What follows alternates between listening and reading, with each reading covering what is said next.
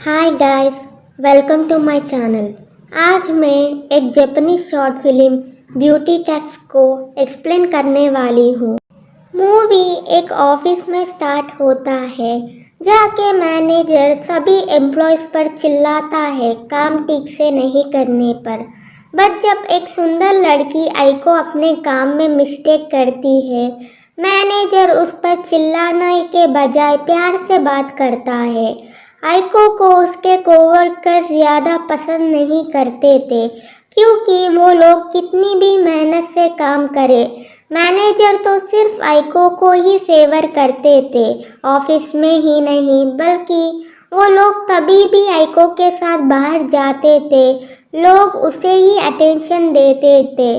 जब वो लोग लंच करने जाते थे, सिर्फ आइको को ही कॉम्प्लीमेंट्री पुडिंग मिलती थी, और घर जाते वक्त एक सेल्समैन आइको को 2 फ्री ब्यूटी प्रोडक्ट्स देता है और उसके कोवर्कर्स दोनों को एक प्रोडक्ट दे के शेयर करने को कहता है।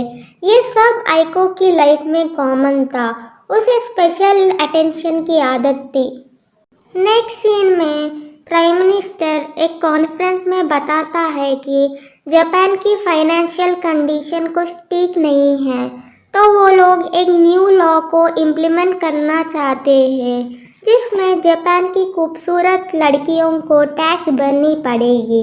तो क्राउड में एक प्रोटेस्टर बोलता है कि ये तो लड़कियों के साथ नाइंसाफी है। तब प्राइम मिनिस्टर भी उसे मुंह तोड़ जवाब देता है कि खूबसूरत लड़कियों को जापान में ज़्यादा फाइनेंशियल प्रिविलेजेस मिलती है और ये बदसूरत लड़कियों के साथ फेयर नहीं है। ये लॉ जल्दी अप्लाई होगा और जो भी ब्यूटी टैक्स नहीं पे करेगी उनकी जेल की सज़ा सुनाई जाएगी। कुछ दिनों के बाद आइको को एक एजेंट मिलता है जो उसे एक मॉडलिंग कॉन्ट्रैक्ट ऑफर करता है, जिसे देखकर उसके कोवर्कर्स काफ़ी जलस फील करते हैं। बाद में कैमरा एक न्यूज़पेपर पर फोकस करता है जिसका हेडलाइन था ब्यूटी टैक्स लॉ लागू हो गई है। जब आइको और उसके फ्रेंड्स लंच पे जाते हैं, आइको के फ्रेंड्स 1000 येन पे करते हैं। जब आइको की बारी आती है, उसे एक स्कैनर से स्कैन करते हैं और रिजल्ट में ये आता है कि वो सेकेंड लेवल की ब्यूटी है, तो उसे 20% ब्यूटी टैक्स पे करना पड़ेगा और टोटल मिला के उसे 1200 यान पे करने पड़ेंगे। जो रेस्टोरेंट उसे फ्री पुडिंग देते थे, आज आइको से एक्स्ट्रा पैसे ले रहे थे और ये देखकर आइको शॉक होती है। बाद में जब आइको वाटर बॉटल खरीदती है, फिर से उसे एक्स्ट्रा टैक्स पे करना पड़ता है।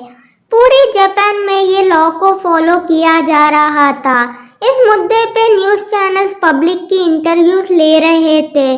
तब एक आदमी इस न्यूज़ पे खुशी जाहिर करता है, क्योंकि उसने अपने ज़िंदगी में बहुत खूबसूरत लड़कियों पर पैसे खर्च की है, तो उन्हें ज़्यादा टैक्स भरना चाहिए।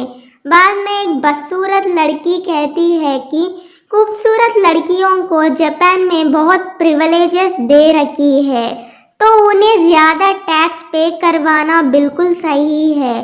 पहले जापान के लोग इस लॉ को सपोर्ट नहीं कर रहे थे, पर अब सब लोगों को इस लॉ के फेवर में थे। नेक्स्ट डे जब आइको अपनी पेचेक को देखती है, वो शॉक होती है, क्योंकि उसको बहुत कम अमाउंट दी गई थी कंपेयर टू ओरिजिनल सैलरी। परेशान होकर वो मैनेजर को ये बात इन्फॉर्म करती है, तो मैनेजर से उसे ये पता चलता है कि ब्यूटी टैक्स लॉ उसकी जॉब की सैलरी पर भी अप्लाई होगी, तो उसे नॉर्मल सैलरी से 20% कम मिलेगा। इतनी डिस्क्रिमिनेशन देखकर गुस्से में आइको और बाकी खूबसूरत लड़कियां प्रोटेस्ट करते हैं टैक्स एनफोर्समेंट ऑफिस के सामने। तब एक आदमी उन्हें वहां से जाने को कहता है, क्योंकि अब ये डिसीजन फाइनल हो गई है और वो लोग इस डिसीजन को चेंज नहीं करने वाले हैं। तब आइको उस पर भड़कती है, क्योंकि ये तो खूबसूरत लड़कियों के खिलाफ नाइंसाफ़ी है। तब वो आदमी आइको को प्रिटी प्रिविलेज के बारे में याद दिलाता है और ये मैटर खत्म करने को कहता है। तब आइको को ये रियलाइज होता है कि उसकी पूरी लाइफ में उसने प्रिटी प्रिविलेज मिली थी। लाइक जब वो छोटी थी उसके वजह से एक फ्लावर पॉट टूटी है, पर उसे कोई पनिशमेंट नहीं मिली थी। जब वही हरकत दूसरे बच्चे ने की थी उसे पनिशमेंट मिली थी। जब वो कॉलेज में थी उसके फ्रेंड्स उसके लिए पे करते थे क्योंकि वो बहुत खूबसूरत थी, और ऑफिस में भी बॉस उसकी हर एक गलती माफ़ करते थे, पर वही गलती दूसरे के लोग करते थे, उन पर चिल्लाते थे। तो वो आदमी उसे कहता है कि पूरी जिंदगी तुमने अपनी खूबसूरती की एडवांटेज ली है, अब दूसरों के लिए फेयर तभी होगा जब तुम ज़्यादा टैक्स भरोगे। वो आदमी आइको को अच्छा फील करवाने के लिए ये भी कहता है कि तुम्हारी ब्यूटी को पूरी कंट्री ने रिकॉग्नाइज किया है according to Japanese government beauty standards. ये सुनकर आइको बेहतर महसूस करती है। बाद में हमें ये दिखाया जाता है कि अब सोसाइटी ने फिर से ब्यूटी टैक्स के बारे में अपनी ओपिनियन चेंज की थी। एक लड़की जितना टैक्स पे करती है उससे उसका स्टेटस डिसाइड होता था। बाद में आइको को एक टीवी शो में इनवाइट करते हैं। आइको इंटरव्यू में अपनी खुशी जाहिर करती है कि वो उन गिनी चुनी लड़कियों में है जो 20% ब्यूटी टैक्स पे करती है। आइको की पॉपुलैरिटी ऑफिस में बढ़ गई थी। आइको अब 20% ब्यूटी टैक्स पे करने वाली लड़की के नाम से जानी जाती थी। अब वो रेस्टोरेंट में ज़्यादा पे करने से खुश होती थी। आइको के बॉस भी इम्पोर्टेंट मीटिंग होते वक्त उसे बुलाता था क्योंकि क्लाइंट उसकी सुंदर सी चेहरा देखकर कुछ सोचे बिना कॉन्ट्रैक्ट साइन कर देते थे। जब भी वो शॉपिंग करती थी वो वहाँ पर अपनी 20% टैक्स भरने वाली बात करती थी। आइको अब कम सैलरी मिलने पर भी दुखी नहीं होती थी।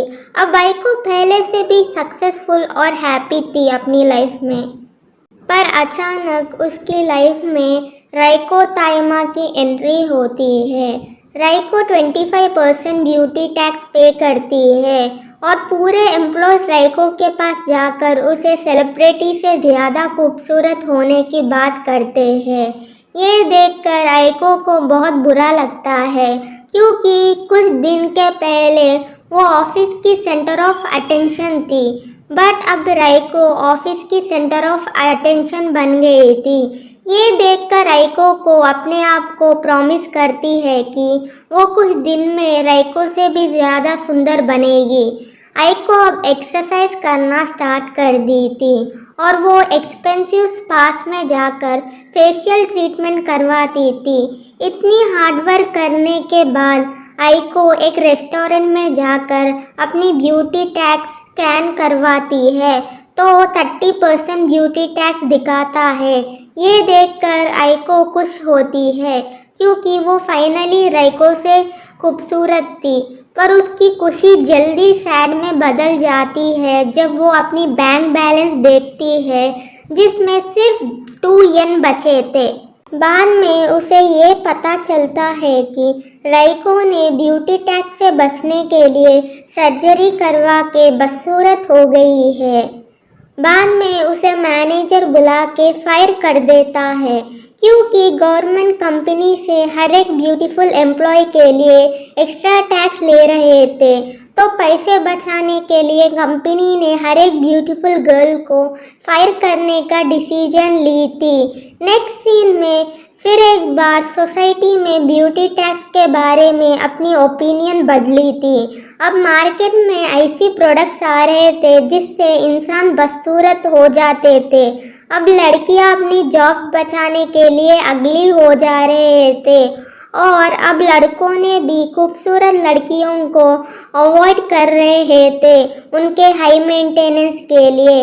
नेक्स्ट सीन में आइको बार में बैठकर अपनी लाइफ के बारे में सोच रही थी। तब उसे एक आदमी अप्रोच करके ये बताता है कि वो उसकी हेल्प कर सकता है ब्यूटी टैक्स कम करवाने के लिए। पर आइको के कुछ जवाब देने से पहले आइको को एक कॉल आता है। नेक्स्ट सीन में आइको से मिलने एक लॉयर आती है और उसे बताती है कि उसकी मॉम ने उसके लिए जायदाद छोड़ी है, पर ब्यूटी टैक्स जायदाद पर भी अप्लाई होगा। उसकी जायदाद की मनी नेगेटिव में दिखाता है। आइको फिर से बार में वो इंसान से मिलती है जिसका नाम नोनोमुरा था। नोनोमुरा उसे थिक लैशेस लगाने को कहता है, पर आइको कंफ्यूज थी क्योंकि टैक्स अवॉइड करने से उसे जेल जाना पड़ेगा।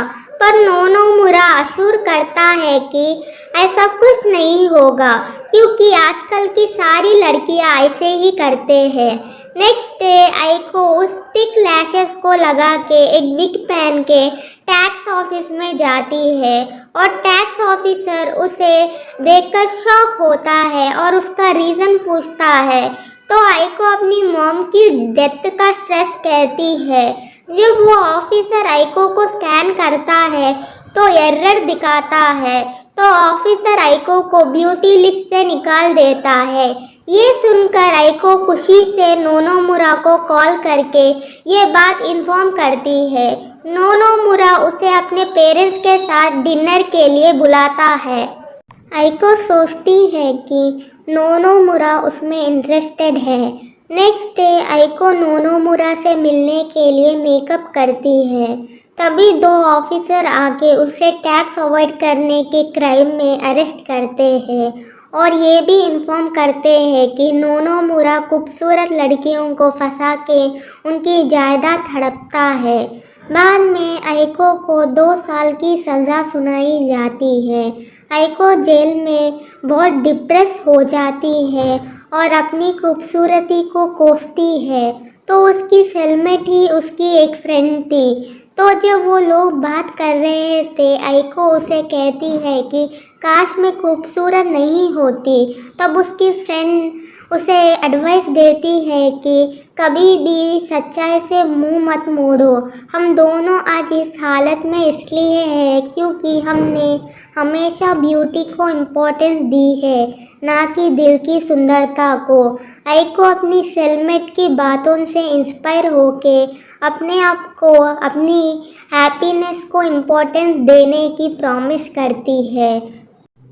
2 साल के बाद जब वो रिलीज़ होती है तब एक बच्चे को आइसक्रीम के नीचे गिरने पर रोते हुए देखकर वो उस बच्चे को आइसक्रीम दिलाने की बात करती है।